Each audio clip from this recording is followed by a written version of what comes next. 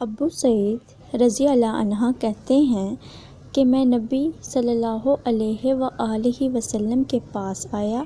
آپ بخار میں تپ رہے تھے۔ میں نے اپنے ہاتھ آپ پر رکھا تو لحاف کے اوپر سے بخار کی حرارت محسوس کی۔ میں نے کہا، اے اللہ کے رسول صلی اللہ علیہ وآلہ وسلم، یہ کتنا شدید ہے؟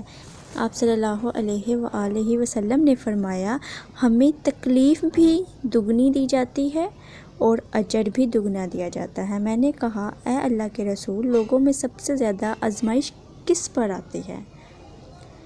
نیک لوگوں پر۔ کسی کو محتاجی میں آزمایا جاتا ہے، حتیٰ کہ اس کے پاس صرف وہ چادر بچتی ہے جو اسے ڈھانپتی ہے، اور وہ آزمائش میں اتنا خوش ہوتا ہے جتنا تم میں سے کوئی بھی شخص خوشحالی میں مسرور ہوتا ہے۔ جب محتاجی آتی ہے تب بھی آزمایا جاتا ہے۔